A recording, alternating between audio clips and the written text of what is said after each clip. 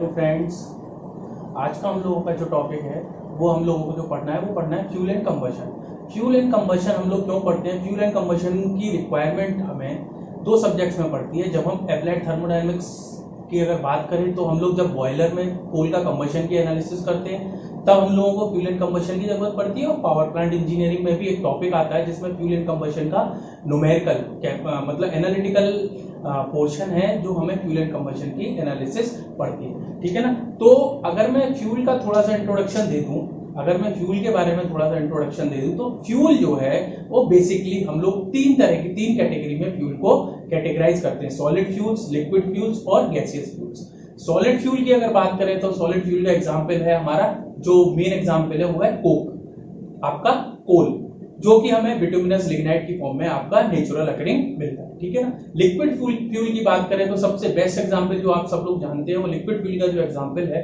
वो है आपका पेट्रोलियम और पेट्रोलियम प्रोडक्ट्स, जो आपको लिक्विड की फॉर्म में मिलते हैं। उसको प्रोसेस करने के बाद हम लोग क्या करते हैं? पेट्रोल, डीजल, केरोसिन में कन्वर्ट करते हैं, जिसका प्रोसेस होता है फ्रैक्शनल डिस्टिलेशन। थर्ड जो है वो है आपका गैसियस फ्यूल। गैसियस फ्यूल्स जो है वो आपके हमें कंप्रेस नेचुरल गैसेस की फॉर्म में, आपके नेचुरल गैसेस की फॉर्म में आपको नेचर से अकरिंग होते हैं। ठीक है ना? इन सारे फ्यूल्स को फर्दर अगर हम कैटेगराइज करते हैं तो दो पार्ट में कैटेगराइज करते हैं।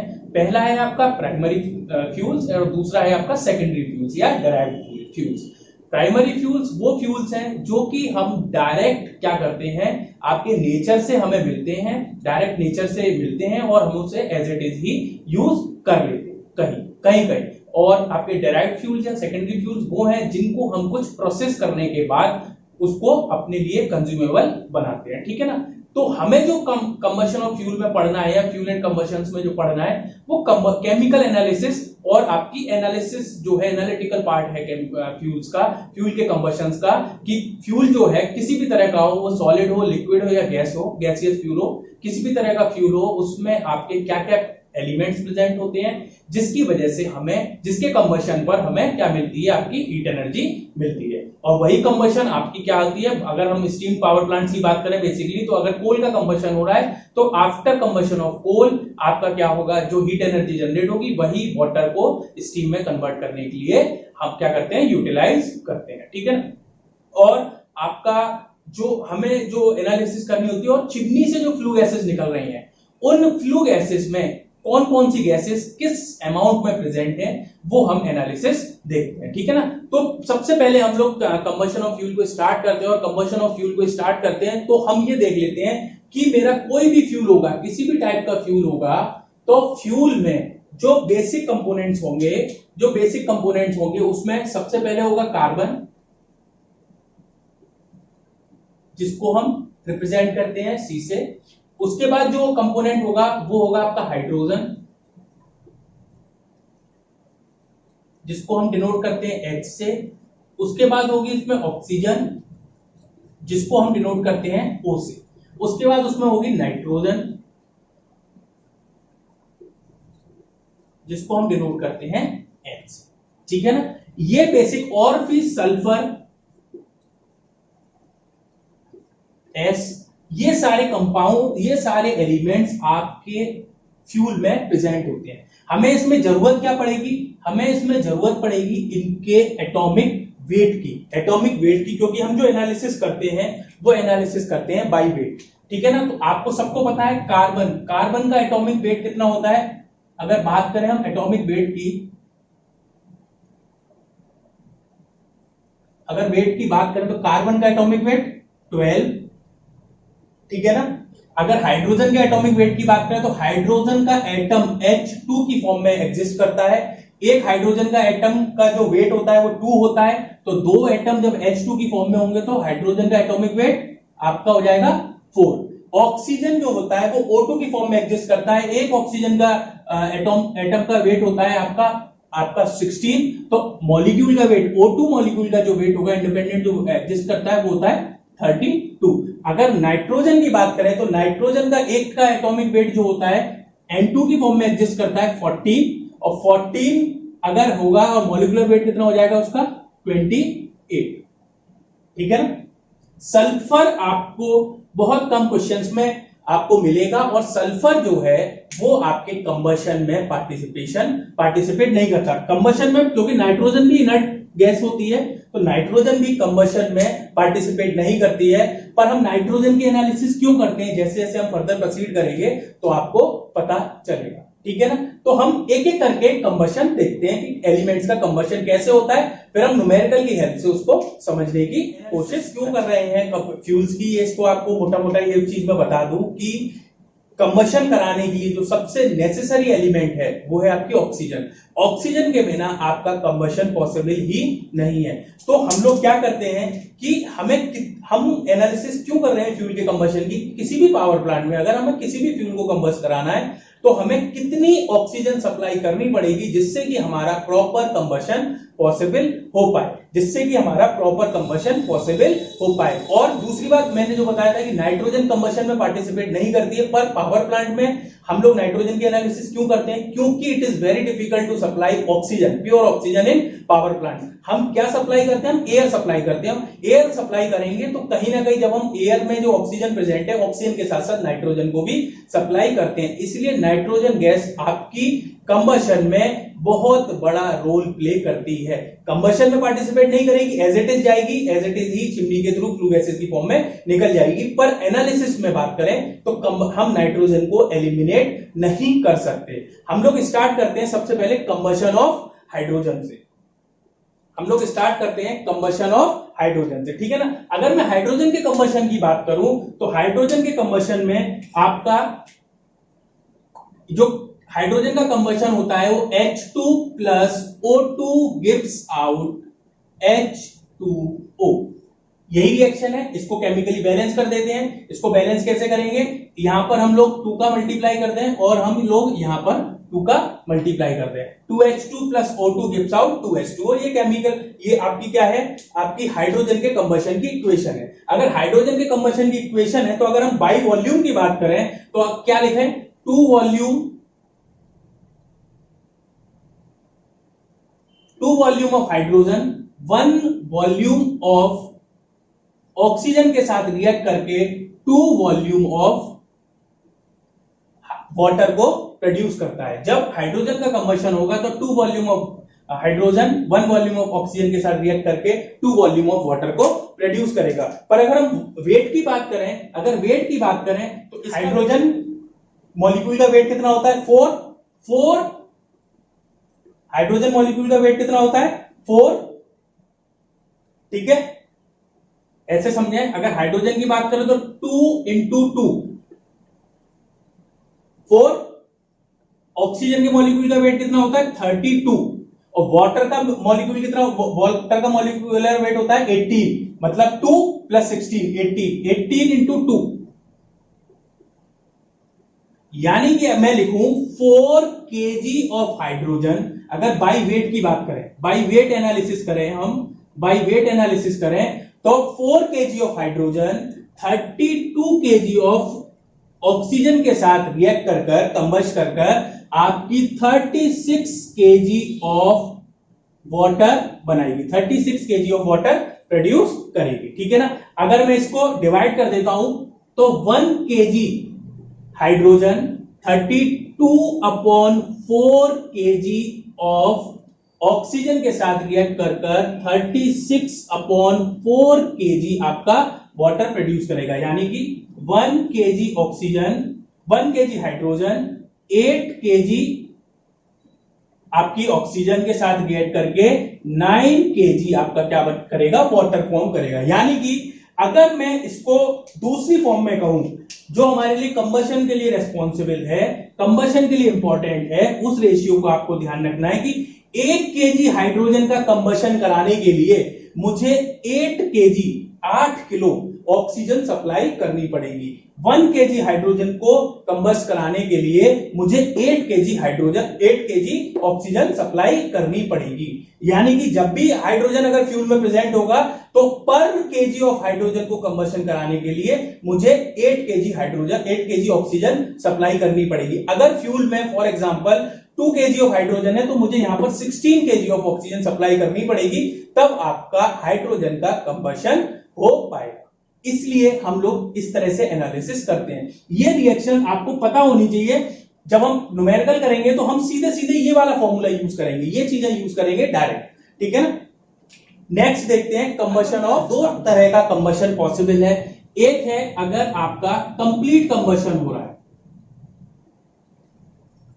कंप्लीट कंबशन हो रहा है। कंप्लीट कंबशन का मतलब है C plus O2 gives out CO2। ये है आपका कार्बन का कंप्लीट कंबशन। कार्बन का कंप्लीट कंबशन का मतलब है 12 kg carbon, molecular weight carbon का 12 kg, 32 kg ऑक्सीजन के साथ रिएक्ट कर 44 kg आपकी कार्बन डाइऑक्साइड जनरेट करती है। 12 kg आपकी कार्बन 32 kg ऑक्सीजन के साथ रिएक्ट करके 44 kg आपकी क्या करती है, कार्बन डाइऑक्साइड जनरेट करती है। अगर मैं इसे डिवाइड कर दूं 1 kg कार्बन 32/12 kg ऑक्सीजन के साथ रिएक्ट कर 44/12 kg आपकी क्या करेगी, कार्बन डाइऑक्साइड प्रोड्यूस करेगी। और इसको अदर वर्ड में कहें तो 1 kg कार्बन रिएक्ट विद, इसको 4 से कट करेंगे तो 8/3 kg का ऑक्सीजन, एंड इसको 4 से कट करेंगे तो 11/3 kg आपकी क्या हो गई, कार्बन डाइऑक्साइड। मतलब 1 kg कार्बन को कंबशन कराने के लिए 8/3 kg ऑक्सीजन मुझे सप्लाई करनी पड़ेगी। 1 kg कार्बन को कंबशन कराने के लिए मुझे 8/3 kg कार्बन ऑक्सीजन सप्लाई करनी पड़ेगी, तब जाके कार्बन का कंप्लीट कंबशन पॉसिबल हो पाएगा। तब जाके कार्बन का कंप्लीट कंबशन पॉसिबल हो पाएगा। क्लियर है। अब देखते हैं इनकम्प्लीट कंबशन ऑफ कार्बन की बात करते हैं तो आपका कंबशन किस तरह होगा, C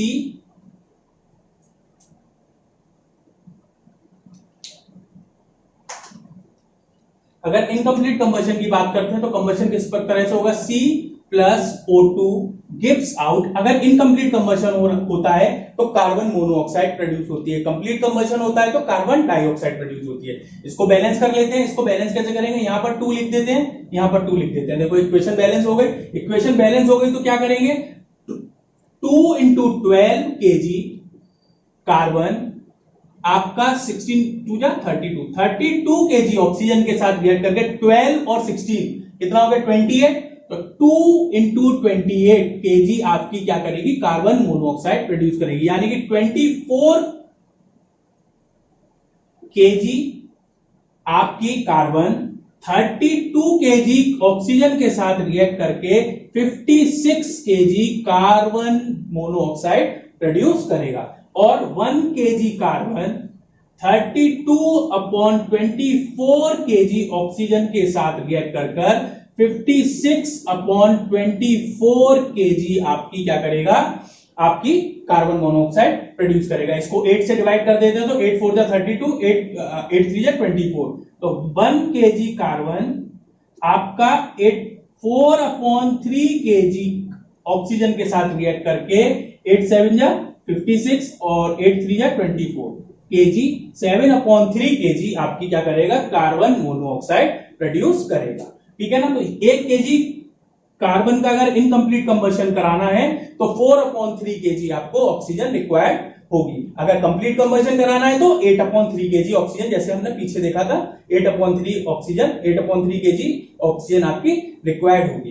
ठीक है ना। तो ये कंबशन के पोर्शन है जो कि न्यूमेरिकल्स में यूज होते हैं। ठीक है ना। जब मैं न्यूमेरिकल एक दो न्यूमेरिकल कराऊंगा, आपको एग्जांपल दूंगा तो आप इजीली देख सकते हैं, उसमें कोई दिक्कत वाली बात नहीं है। हम लोग अब डायरेक्ट न्यूमेरिकल पर ही पहुंच रहे हैं, पर उससे पहले एक चीज और आपको देखनी पड़ेगी। ठीक है। 2 + O2 गिव्स आउट H2O। और इसको हमने बैलेंस किया था। इसको हमने कैसे बैलेंस किया था, हमने बैलेंस किया था आपका 2H2 और 2H2O फर्स्ट। ठीक है ना। पर ये तो पता चल गया कि कंबशन के लिए ऑक्सीजन रिक्वायर्ड है, पर ऑक्सीजन को हम लोग इंडिविजुअली सप्लाई नहीं करते पावर प्लांट में। हम पावर प्लांट में क्या सप्लाई करते हैं, हम पावर प्लांट में सप्लाई करते हैं एयर। तो एयर क्या होती है, अगर बेसिकली देखें, अगर हम वाइब्रेट की बात करें तो एयर में नाइट्रोजन गैस प्रेजेंट होती है और ऑक्सीजन गैस प्रेजेंट होती है। रेस्ट ऑफ द गैसेस जो होती हैं, CO2 हो गई, सल्फर हो गई, और जो भी गैसेस होती हैं, आपकी मॉइस्चर हो गई, ये सब जो होती हैं वो बहुत कम अमाउंट में प्रेजेंट होती हैं। ठीक है ना। तो अगर हम बाई वेट एनालिसिस करते हैं, बाई वेट हम मानकर चलते हैं कि 79% आपकी क्या होती है, नाइट्रोजन गैस होती है एनालिसिस करने के लिए, और 21% आपकी ऑक्सीजन गैस होती है बाई वेट। ठीक है ना। तो जब हम मान लो, जब हम एयर सप्लाई कर रहे हैं, तो हम लोग क्या कर रहे हैं, मान लो 1 kg एयर सप्लाई कर रहे हैं, तो 1 kg एयर सप्लाई करने का मतलब कितना है, हम लोग 1 kg एयर के लिए हम 21 मतलब 210 ग्राम्स क्या कर रहे हैं, आपकी ऑक्सीजन सप्लाई कर रहे हैं, प्लस 790 ग्राम्स आपकी क्या कर रहे हैं, नाइट्रोजन सप्लाई कर रहे हैं। अगर मुझे 1 ग्राम ऑक्सीजन सप्लाई करनी है तो मेरे को कितनी 1 ग्राम अगर ऑक्सीजन सप्लाई करनी होगी तो 790/21 ग्राम नाइट्रोजन सप्लाई करनी पड़ेगी या नहीं करनी पड़ेगी। 790/210 ग्राम नाइट्रोजन सप्लाई करनी पड़ेगी। का मतलब सीधे सीधे अगर मैं इसको रेशियो में लिखूं तो अगर 1 kg ऑक्सीजन सप्लाई करनी है तो उसके लिए मुझे उसके साथ जो नाइट्रोजन सप्लाई होगी वो कितनी होगी, 79/21 kg आपकी नाइट्रोजन गैस भी सप्लाई होगी जब मैं एयर को क्या करूंगा, सप्लाई करूंगा। तो यानी कि एयर की बात कर रहे हैं तो मैं क्या करूंगा, जब हम एयर सप्लाई करेंगे ऑक्सीजन की जगह तो हम रिएक्शंस को लिखेंगे 79/21 N2 प्लस 79/21 N2। कोई दिक्कत, दोनों जगह मैंने क्या किया, आपकी क्या कर दी, नाइट्रोजन को ऐड कर दी। 79/21 आपकी नाइट्रोजन और 79/21 N2। कोई दिक्कत, इक्वेशन बैलेंस है। ऐसे ही अगर मैं कार्बन की बात करता हूं तो C plus O2 plus 79/21 N2 gives out CO2 plus 79/21 N2। ये आपकी कंबशन की रिएक्शन है। C plus O2 plus 79/21 N2 gives out CO plus 79/21 N2। ठीक है ना। इसको क्या बैलेंस कर लेते हैं, 2 यहां लगा देते हैं, 2 यहां लगा देते हैं। अगर हाइड्रोजन की बात करेंगे तो H तो हाइड्रोजन तो लिख ही दिया, कार्बन हाइड्रोजन का बेसिकली हम लोगों को करना होता है, कंबशन की एनालिसिस करनी होती है। तो ये अब जो चीज ये है, it is nothing but 1 kg of air. It is nothing but 1 kg of air. It is nothing but 1 kg of air. ये क्या है, आपकी एयर है जो हम सप्लाई कर रहे हैं। ये क्या है, आपकी एयर है जो हम क्या कर रहे हैं, कंबशन के लिए सप्लाई कर रहे हैं। और ये जो निकल रहा है, ये जो निकलेगा इस तरफ, जो आफ्टर कंबशन निकल रहा है, ये क्या है, आपकी फ्लू गैसेस जो कि आपकी चिमनी से बाहर निकलती हैं। ठीक है ना। ये आपका रोल होता है नाइट्रोजन गैस का। क्यों नाइट्रोजन गैस हमने इक्वेशन में क्यों लिखी है, बहुत आसान बात है कि हम लोग ऑक्सीजन को आइसोलेटली सप्लाई नहीं कर सकते, इसीलिए हम क्या करते हैं, हम लोग mixture of oxygen and nitrogen means air को, जो भी एयर हमारे पास अवेलेबल एयर है उस एयर को हम सप्लाई करते हैं। ठीक है ना। अगर क्योंकि हमें ऑक्सीजन कंबशन के लिए अवेलेबल है और अगर हमारे पास फ्यूल में पहले से कुछ ऑक्सीजन प्रेजेंट है, जैसे हम एनालिसिस करेंगे अभी आप देखोगे, तो हम क्या करेंगे, टोटल जितनी ऑक्सीजन हमें रिक्वायर्ड होगी, उस ऑक्सीजन में से उस ऑक्सीजन को हम लोग क्या करेंगे, जो हमारी फ्यूल में अवेलेबल होगी उसको सब्ट्रैक्ट कर देंगे, दोनों ऑक्सीजन का डिफरेंस ले लेंगे। ठीक है ना।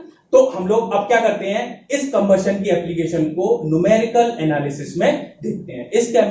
इस एप्लीकेशन को जो हमने केमिस्ट्री पढ़ी है अभी तक, उसको हम न्यूमेरिकल एनालिसिस में एक बार देखने की कोशिश करते हैं कि किस तरह से ये एप्लीकेशन, ये चीजें यूज होगी। आपका न्यूमेरिकल है, a coal sample give the following analysis by weight. एक कोल सैंपल है जो हमारे पास है, उसका जो केमिकल एनालिसिस है बाय वेट, वो ये है कि उसके अंदर कार्बन जो प्रेजेंट है वो 85% प्रेजेंट है, हाइड्रोजन जो प्रेजेंट है वो 6% प्रेजेंट है, और ऑक्सीजन जो प्रेजेंट है वो 6% प्रेजेंट है, और कुछ भी नहीं प्रेजेंट है। जो बचा हुआ है वो इनकम्बस्टेबल है। इनकम्बस्टेबल है का मतलब वो रिएक्शन में, केमिकल रिएक्शन में और आपके कंबशन में पार्टिसिपेट करेगा ही नहीं।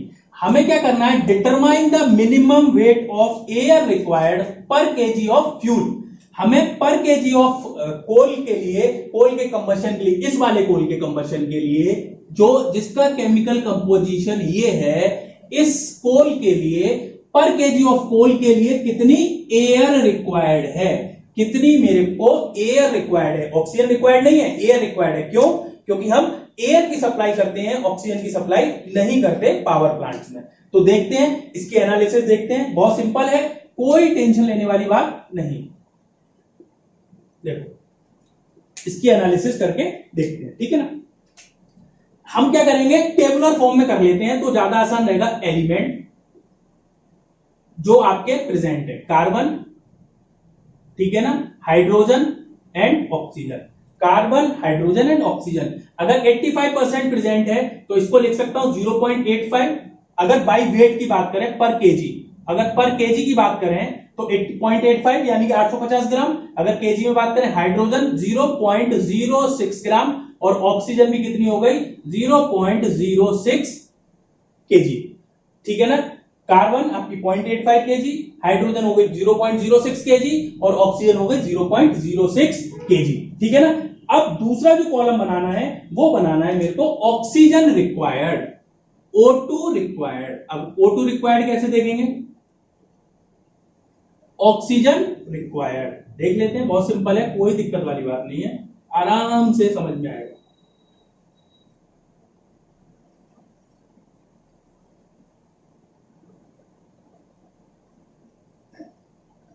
एक स्टेप का न्यूमेरिकल देखते हैं। पुरानी अभी हमने रिएक्शन पढ़ के चुके हैं, मैं यहां पर वर्बली छोटी छोटी लिख देता हूं। C plus O2 gives out CO2। आपकी 12 केजी कार्बन 32 केजी ऑक्सीजन के साथ रिएक्ट करके आपका 44 केजी कार्बन डाइऑक्साइड बनाती है। 1 केजी आपकी 32/12 के साथ रिएक्ट करके आपके लिए 44/12, और 32/12 को लिख सकता हूं मैं 8/3 4 से काट के, और 44/3 को 11/3 लिख सकता हूं या नहीं लिख सकता हूं। तो अगर 1 केजी आपका कार्बन है, 1 केजी कार्बन को कंबस्ट कराने के लिए आपकी 8/3 केजी ऑक्सीजन चाहिए कंबशन कराने के लिए। तो 0.85 अगर केजी का होगा, 0.85 केजी अगर कार्बन होगा, तो आपको कितना कार्बन, कितनी ऑक्सीजन चाहिएगी, इसमें 8/3 का पर केजी के लिए मल्टीप्लाई करते हैं, ठीक है ना। ऐसे ही अगर बात करते हैं हाइड्रोजन की, ऐसे ही बात करते हैं हाइड्रोजन की, तो H2 plus O2 gives out H2O, 2H2 2H2, ठीक है ना। यानी कि 4 केजी 32 केजी आपका 36 केजी, यानी कि 1 केजी 8 केजी, ये आपको समझ में आना चाहिए, और 9 केजी, ठीक है ना। तो 1 केजी हाइड्रोजन को जलाने के लिए आपकी 8 किलो ऑक्सीजन चाहिए। तो यहां पर कितनी ऑक्सीजन चाहिएगी, 0.06 मल्टीप्लाई बाई 8। क्या ऑक्सीजन का कंबशन पॉसिबल है, नहीं पॉसिबल है, ऑक्सीजन का कंबशन पॉसिबल नहीं है। तो इसको जब मल्टीप्लाई करेंगे, इसका जब मल्टीप्लाई करेंगे तो ये आएगा 2.27 केजी, और जब इसका मल्टीप्लाई करेंगे तो इसका मल्टीप्लाई करके आएगा 0.48 केजी, ठीक है ना। तो टोटल कितनी ऑक्सीजन रिक्वायर्ड है, टोटल ऑक्सीजन रिक्वायर्ड कितनी हो गई, इसका क्या करते हैं, मैं समेशन करते हैं, दिस प्लस दिस, इन दोनों को जब हम ऐड करेंगे तो कितनी आ गई, 2.75 केजी क्या आ गई आपकी ऑक्सीजन। मतलब जो फ्यूल था उसके 1 केजी फ्यूल को कंबस्ट कराने के लिए मुझे 2.75 केजी ऑक्सीजन चाहिए, ऑक्सीजन चाहिए, और मुझे निकालना क्या है, एयर, मुझे निकालनी क्या है, एयर, ठीक है ना। अब इसको आगे देखें तो क्या होगा, नेट ऑक्सीजन रिक्वायर्ड होगी, कुछ तो फ्यूल में है, ये भी तो कंबशन में पार्टिसिपेट करेगी, तो net air required, net oxygen required,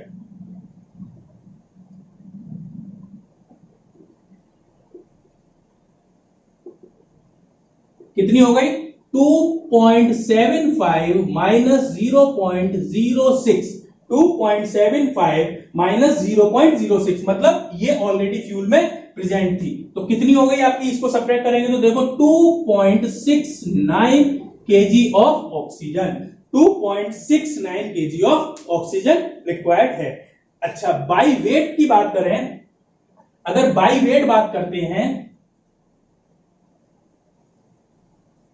by wait बात करते हैं तो हम हमेशा क्या करते हैं, जब एयर को कंसीडर कर रहे हैं बाई वेट, एयर को कंसीडर कर रहे हैं बाई वेट, तो हम मान के चलते हैं कि आपकी 23% आपकी ऑक्सीजन होती है, 23% आपकी ऑक्सीजन होती है और 77% आपकी क्या होती है, नाइट्रोजन होती है। 23% ऑक्सीजन होती है और 77% नाइट्रोजन होती है, ठीक है ना। ठीक है, तो 1 केजी एयर में, 1 केजी एयर में आपकी, अगर बात करें एयर की, आपकी ऑक्सीजन की बात करते हैं, 1 केजी ऑक्सीजन की बात करते हैं, 1 केजी एयर, 1 केजी एयर के लिए मुझको कितनी ऑक्सीजन मिलेगी, आपकी 0.23 केजी मिलेगी या नहीं मिलेगी। मतलब ऐसे मान के चलें 0.23 केजी अगर मुझे ऑक्सीजन चाहिए तो मुझे 1 केजी एयर सप्लाई करनी पड़ेगी। अगर मुझे 1 केजी ऑक्सीजन चाहिए तो मुझे 1/0.23 केजी आपकी एयर सप्लाई करनी पड़ेगी। तो एयर रिक्वायर्ड, मुझे टोटल ऑक्सीजन चाहिए कितनी, 2.69 केजी, तो air required for complete combustion कितनी हो गई, एयर रिक्वायर्ड कितनी हो गई, 2.69 इंटू 1/0.23, और 0.23 को आप लिखा करो, इसको 0.23 1/0.23 को 100/23, ये रेशियो याद कर लो जब भी आपको एयर निकालनी होगी, 100/23। तो हम हमेशा न्यूमेरिकल में 100/23 ही यूज करेंगे जब भी हम बाई वेट एनालिसिस करेंगे। कैलकुलेट करके बताओ कितना आ रहा है जरा, ये आएगा 11/70 केजी, 11/70 केजी एयर। तो हमें कितनी एयर सप्लाई करनी पड़ेगी, 11.70 केजी एयर हमें सप्लाई करनी पड़ेगी जब हमें इस कंपोजिशन के फ्यूल को कंबशन कराना है। इस कंपोजिशन के फ्यूल को अगर कंबशन कराना है तो मुझे 11.70 केजी एयर सप्लाई करनी पड़ेगी। किस तरह से किया न्यूमेरिकल, बहुत सिंपल, एलिमेंट्स लिख लिए, उसको बाई वेट मान लिया, क्योंकि बाई वेट दे रखा था तो बाई वेट मान लिया 0.85, 0.06 और 0.06। ऑक्सीजन रिक्वायर्ड निकाल ली, वो मैंने केमिकल रिएक्शंस लिखी थी कि कार्बन को कंबशन कराने के लिए इतने वेट के लिए कितनी ऑक्सीजन चाहिए, हाइड्रोजन को कितनी चाहिए, और ऑक्सीजन के लिए कंबशन पॉसिबल नहीं है। टोटल ऑक्सीजन रिक्वायर्ड निकाल ली मैंने, टोटल ऑक्सीजन मुझे इतनी चाहिए थी और कुछ मेरी फ्यूल में जरूरत थी तो मैंने फ्यूल वाली ऑक्सीजन को सप्लाई कर दिया, और जितनी ऑक्सीजन आई उसको मैंने 100/23 से, जो एनालिसिस वहां पर लिखी हुई है उसके अकॉर्डिंग 100/23 से क्या कर दिया, सब्ट्रैक्ट कर दिया।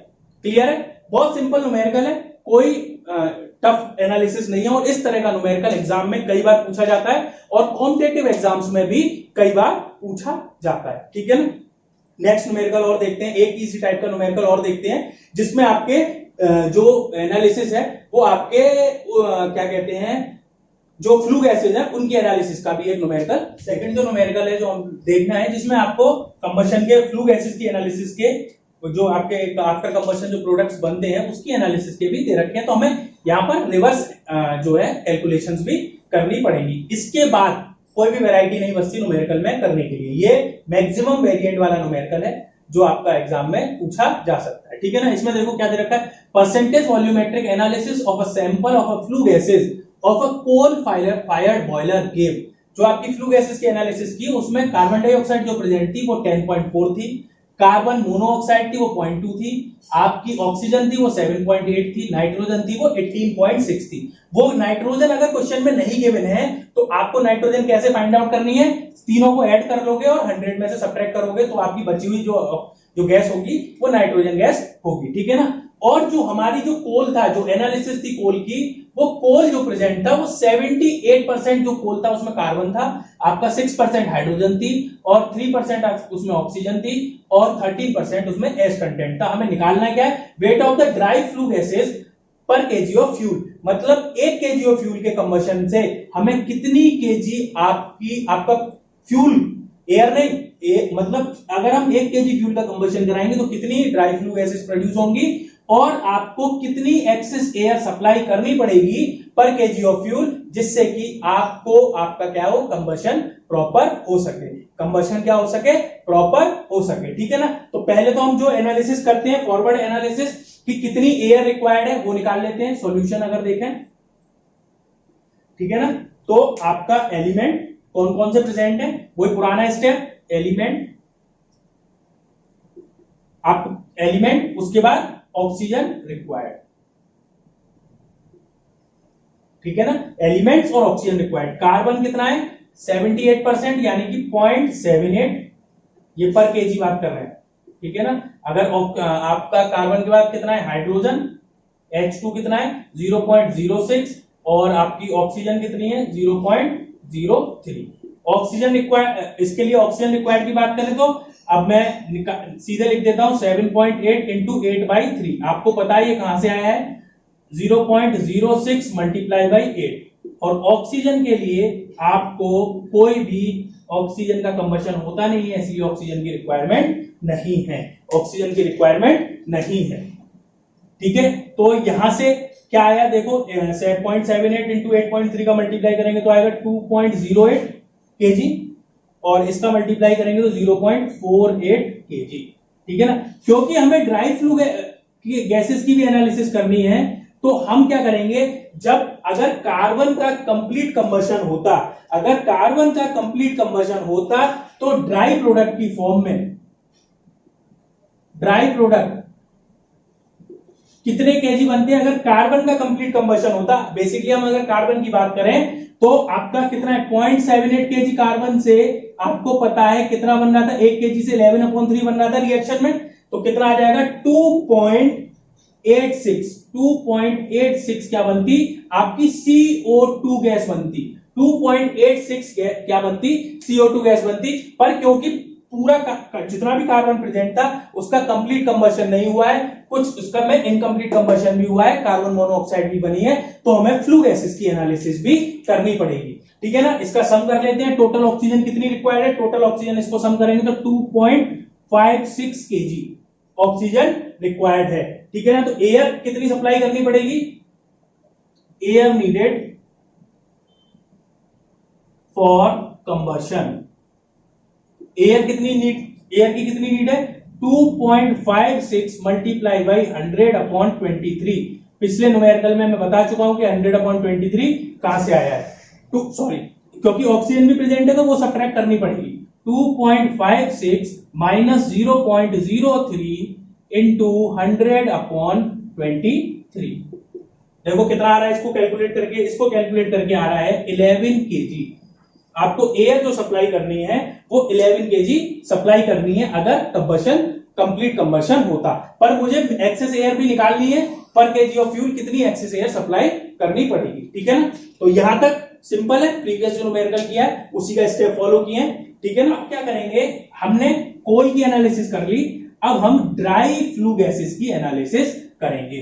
अब हम क्या करेंगे, ड्राई फ्लू गैसेस की एनालिसिस करेंगे। ठीक है ना। ये जो दिया होता है, हमेशा एक चीज का ध्यान रखना, जब फ्लू गैसेस की एनालिसिस दी होती है तो बाई वॉल्यूम दी होती है, क्योंकि एयर का वेट निकालना डिफिकल्ट है। हम क्या करते हैं, जब भी एनालिसिस दी होगी आपको जो परसेंटेज दी होगी बाई वॉल्यूम दी होगी। हमने जो यहां पर कार्बन डाइऑक्साइड निकाली थी वो निकाली थी बाई वेट। ठीक है ना। ये जो एनालिसिस दे रखी है, जो परसेंटेज दे रखा है, ये बाई वॉल्यूम दे रखा है। इसका भी सेट फॉर्मेट है, आपको एक टेबल बनानी पड़ेगी। अब हम क्या कर रहे हैं, फ्लू गैसेस की एनालिसिस कर रहे हैं। हम क्या कर रहे हैं, फ्लू गैसेस एनालिसिस कर रहे हैं, एनालिसिस ऑफ फ्लू गैसेस।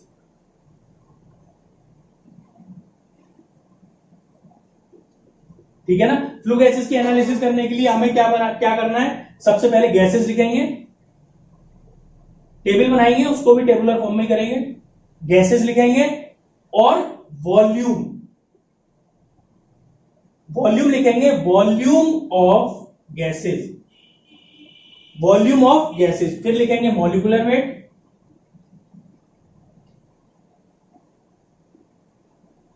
फिर लिखेंगे इसका मॉलिक्यूलर वेट, फिर निकालेंगे रिलेटिव वॉल्यूम,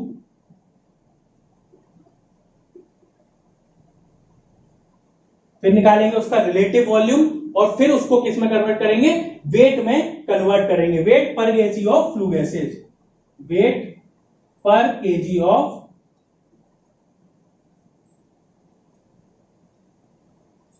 फ्लू गैसेज। ये टेबल हम लोगों को बनानी है, इस तरह से इसकी एनालिसिस करनी है, ठीक है ना। कौन कौन सी गैसेस प्रेजेंट है लिख लेते हैं, CO2,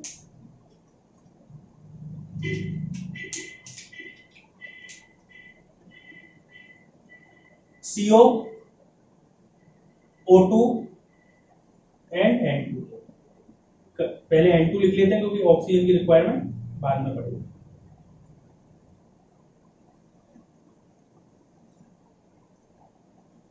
दो टेबल बनानी है, न्यूमेरिकल में और न्यूमेरिकल सॉल्व, तीसरी टेबल की जरूरत पड़ेगी नहीं, ठीक है ना।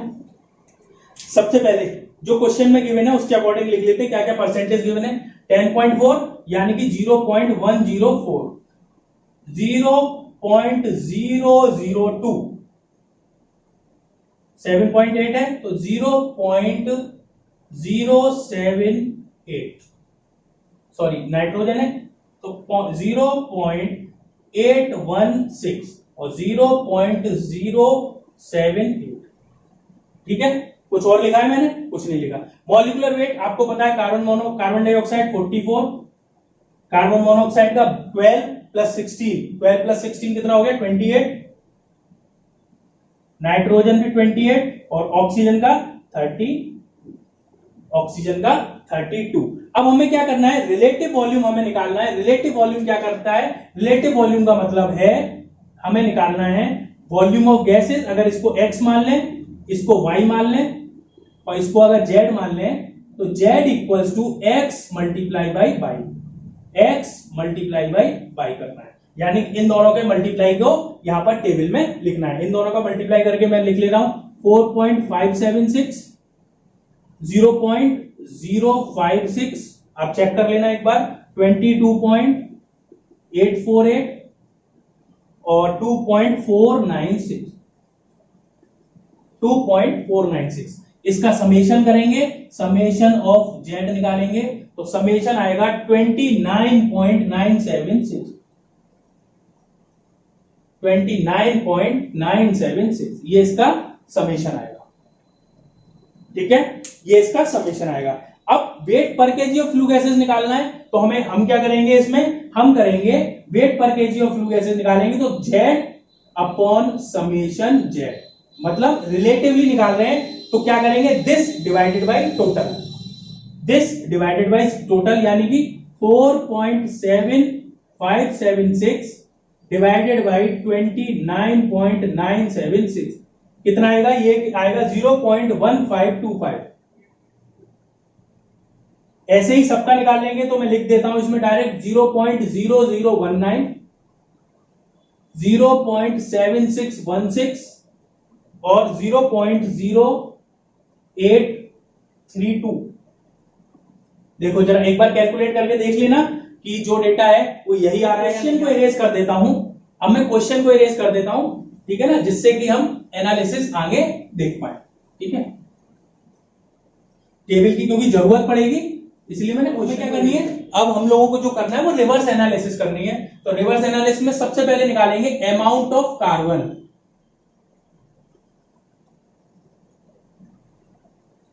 प्रेजेंट पर kg of flue gases. 1 KG flue gases में कार्बन कितना प्रेजेंट होगा, तो कार्बन कहां का प्रेजेंट है, कार्बन डाइऑक्साइड में प्रेजेंट है और कार्बन मोनोऑक्साइड में प्रेजेंट है। केमिकल रिएक्शंस की बात करें तो जब कार्बन का ऑक्सीजन के साथ रिएक्शन होता है C+O2 गिव्स आउट CO2, तो आपको पता है 1 kg के लिए आपकी कितना 8/3 और 11/3 आपकी क्या बनती है, आपकी कार्बन मोनोऑक्साइड बनती है। तो अगर उल्टा लिखें 1 kg के लिए आपकी 3/8 केजी अगर कार्बन डाइऑक्साइड बननी हो तो 3/8 क्या बनेगा आपका, 3/8 बनेगा आपका जो ऑक्सीजन चाहिएगी 1 केजी अगर कार्बन डाइऑक्साइड चाहिए तो, और आपकी 11 मतलब ऐसे नहीं 8/3 इंटू जो भी चाहिएगा डिवाइड करेंगे किससे, आपका 11/3 से, तो 3/11 आ जाएगा, और 1 डिवाइडेड बाई 11/3 करेंगे तो 3/11 आ जाएगा केजी ऑफ कार्बन। मतलब 3/11 केजी ऑफ कार्बन के जब कंबशन होगा तो 1 केजी आपका क्या मिलेगा, कार्बन डाइऑक्साइड मिलेगी। तो आपका कार्बन डाइऑक्साइड में कितना कार्बन, आपको जो फ्लू गैसेस है उसमें कार्बन कितना मिल रहा है, 0. कार्बन डाइऑक्साइड कितनी मिल रही है, 0.1525 इंटू 3/11 प्लस कार्बन मोनोऑक्साइड में भी मिल रही है 0.0019 मल्टीप्लाई बाई 3/7।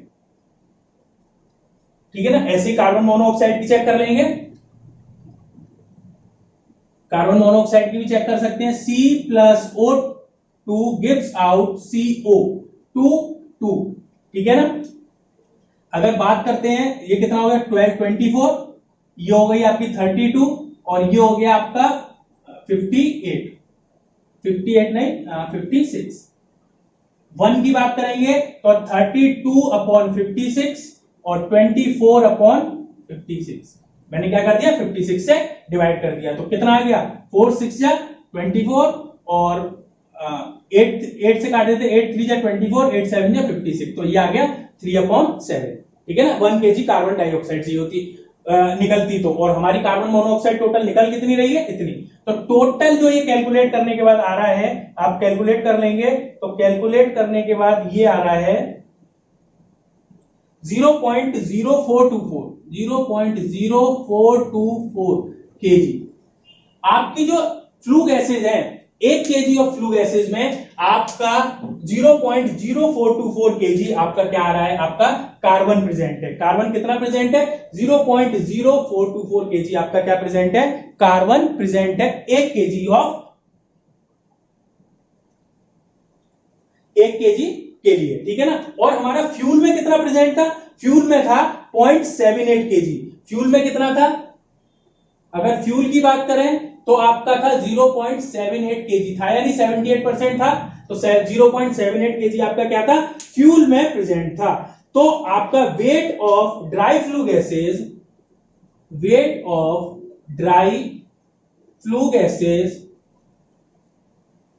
पर KG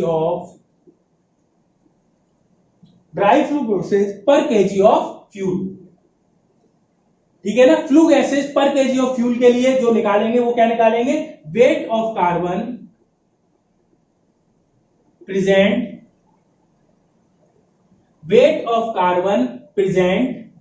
in 1 KG of fuel upon weight of carbon present in 1 KG of flue gases, यानी कि कितना आ गया 0.78 डिवाइडेड बाई, इसको हटा देना है, 0.78 डिवाइडेड बाई 0.0424, देखो डिवाइड करके जो आएगा वो आएगा 18.4 केजी। तो आपकी जो ड्राई फ्लू गैसेज हैं, ड्राई फ्लू गैसेज कितनी प्रोड्यूस होंगी, अगर 1 केजी ऑफ फ्यूल को अगर हम बर्न करेंगे तो आपकी 18.4 केजी आपकी ड्राई फ्लू गैसेज प्रोड्यूस होंगी। हमने किससे निकाला, कार्बन से निकाला है। टोटल कार्बन कितना प्रेजेंट था फ्लू गैसेज में, इतना प्रेजेंट था, और हमने जो कोल सप्लाई किया था उसमें कितना प्रेजेंट था, इतना प्रेजेंट था, तो हमने दोनों को डिवाइड कर दिया, तो हमें पता चल गया कि आपका ड्राई फ्लू गैसेज में आपकी weight of dry flu gases कितनी प्रोड्यूस हो रही है टोटल। हम ये चाहते तो आप नाइट्रोजन से भी एनालिसिस कर सकते हो, आपकी ऑक्सीजन से भी एनालिसिस करते हो, पर हम लोग जनरली जो है कार्बन से एनालिसिस करते हैं, क्योंकि कार्बन के बारे में हमें डिटेलिंग दी होती है और जितनी भी हीट एनर्जी जनरेट होती है वो कार्बन से हमें पता चलती है। ठीक है ना, weight of dry flue gases निकाल लिया, फर्स्ट पार्ट हो गया। अब सेकंड पार्ट देखते हैं, दूसरा निकालना है एक्सेस एयर सप्लाई। जो हमारा सेकंड पार्ट है, पार्ट की कैलकुलेशन करनी है, weight of excess air supplied. Rate of excess air supplied per kg of fuel. जो हम एक्सेस एयर सप्लाई करें जिससे कि कंप्लीट कंबशन हो पाए। हमने एयर सप्लाई तो की है, जो हमने निकाली थी वो एयर सप्लाई की थी, पर उस एयर सप्लाई की वजह से कार्बन डाइऑक्साइड के साथ साथ कार्बन मोनोऑक्साइड भी बन रही है। कार्बन मोनोऑक्साइड बन रही है का मतलब कहीं ना कहीं हमने एयर की जो सप्लाई है वो कम की है। तो हमें जितनी एयर सप्लाई करनी थी उससे ज्यादा एक्सेस एयर सप्लाई करनी है। कितनी ज्यादा एयर सप्लाई करनी है वो हमें निकालना है, ठीक है ना। तो एक्सेस एयर सप्लाई जिससे कि कार्बन डाइऑक्साइड भी, वो कार्बन मोनोऑक्साइड भी किसमें कन्वर्ट हो जाए, कार्बन डाइऑक्साइड में कन्वर्ट हो जाए, ठीक है ना, कार्बन डाइऑक्साइड में कन्वर्ट हो जाए। तो आपको यह पता है कि जो आपकी टेबल थी ऊपर, आप जो आपने टेबल बनाई है, टेबल में देखोगे जो ऑक्सीजन है वो कितनी है, 0.8 निकालनी है। तो अब अगर हम टेबल में देखेंगे तो टेबल में आप देख रहे हो 0.832, तो आपकी क्या है 0.832, तो आपकी ऑक्सीजन है टेबल में।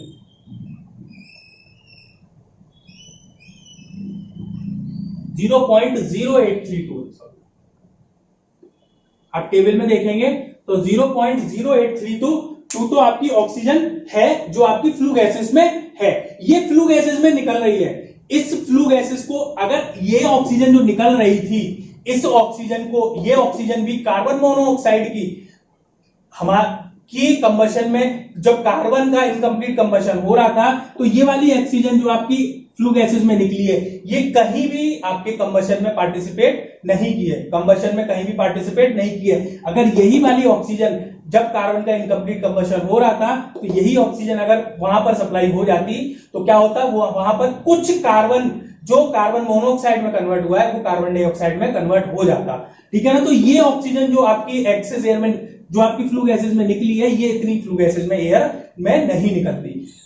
कुछ भी हो सकता है हमारा जो कंबशन सिस्टम है वो प्रॉपर ना हो, या प्रॉपर कोल के कांटेक्ट में नहीं आया हो, या जो भी रीजन रहा हो, तो इतनी ऑक्सीजन में से जो कार्बन मोनोऑक्साइड के लिए यूटिलाइज हो सकती थी वो हम कैसे निकालेंगे, ऑक्सीजन सप्लाई निकालेंगे तो जीरो माइनस की, हम जो आपका कार्बन मोनोऑक्साइड प्रेजेंट है 0.0019 है इंटू 4/7 कार्बन डाइऑक्साइड के कंबशन से आ जाएगा, क्योंकि हमें पर केजी निकाल रहे हैं। तो ये जो कैलकुलेट करेंगे, इतनी एक्सेस एयर मुझे और चाहिए थी, इतनी एक्सेस एयर मुझे और चाहिए थी, किसके लिए, जो इनकम्प्लीट कंबशन हुआ है उसके लिए। तो ये जो कैलकुलेट करके आएगा, वो आएगा 0.0821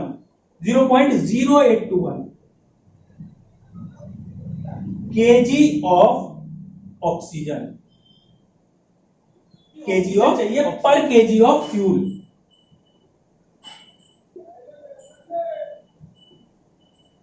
ठीक है ना। तो टोटल कितनी चाहिए, टोटल वेट ऑफ ऑक्सीजन पर केजी ऑफ फ्यूल कितनी हो गई, ये हो गई कितनी 0.0821।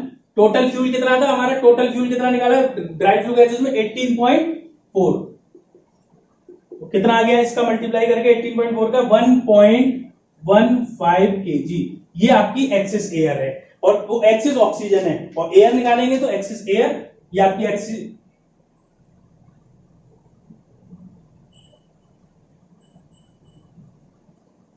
तो वही 1.15 मल्टीप्लाई बाई 100/23, जिससे मल्टीप्लाई करते हैं तो कितना आएगा 6.56 केजी।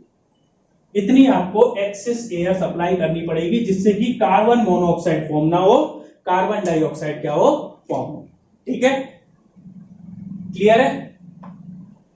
तो ये आपके कंबशन के न्यूमेरिकल्स हैं। इस तरह के न्यूमेरिकल्स आपके कॉम्पिटिटिव एग्जाम्स में भी मिलते हैं, और आपको जो आपके यूनिवर्सिटी एग्जाम्स है, जो आपके मैकेनिकल इंजीनियरिंग में, चाहे अप्लाइड थर्मोडायनेमिक्स में आ सकता है, पावर प्लांट में आ सकता है, थर्मोडायनेमिक्स के कंबशन में आ सकता है। तो ये इस तरह के न्यूमेरिकल्स आपको एग्जाम में जनरली मिलेंगे, ठीक है ना। अगर कोई भी डाउट हो तो आप मेरे को बता सकते हैं, ठीक है ना। और आपको कंबशन से पहले अगर और वीडियोस देखनी है तो जो उसका वीडियोस का डिस्क्रिप्शन में आपको, इस वीडियो के डिस्क्रिप्शन में उनका लिंक मिल जाएगा, ठीक है ना। Thank you very much.